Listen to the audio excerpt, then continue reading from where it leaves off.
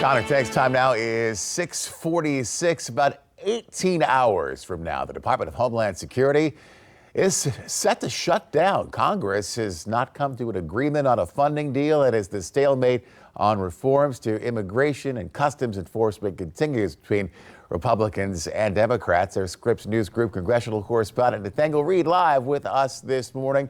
All right, Nate, is there any sign that a deal might happen before midnight? Blaine, no.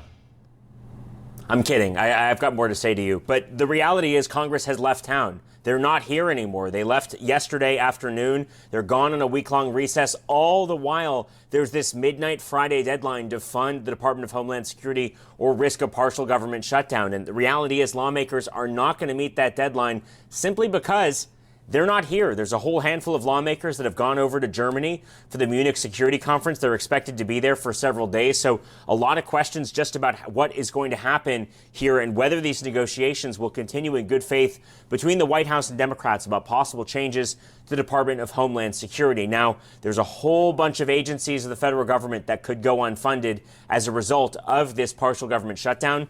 TSA, FEMA, the Coast Guard, U.S. Secret Service. Those are all agencies that will lose funding as part of this shutdown and ultimately could be faced with either furloughs or forcing workers to work without pay for an indeterminate period of time. That being said, Democrats saying that Republicans and the Trump administration could use funding they got under the Republican mega bill last year to keep those agencies working while they continue to iron out a solution without interruption. Take a listen. If there's a deal, I expect we will be called back. And that's fine. What's your message to air travelers then, or people who rely on FEMA for disaster assistance if they are in a partial shutdown and workers are furloughed and Americans can't access those critical services? There's absolutely no reason for workers to be furloughed because there's more than enough money to keep those organizations operating for the next couple of weeks. Now, the big question is just how long this shutdown is going to last. Unfortunately, Blaine, I wish I had a crystal ball. We do not know. These negotiations are continuing. Democrats have pushed for changes to ICE and the way that they operate in cities across the country.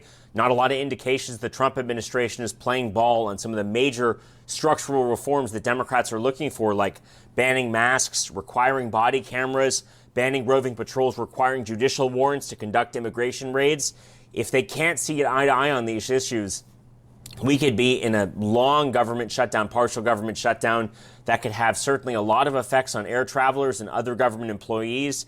Even though it's several weeks before some of these federal employees who work for DHS are expected to receive their next paycheck, if this shutdown lasts for several weeks or more, we could start to see workers feeling the burn in their pocketbooks. Again, they are already coming off that 43-day-long government shutdown last year. A lot of questions about just how long this next one will last.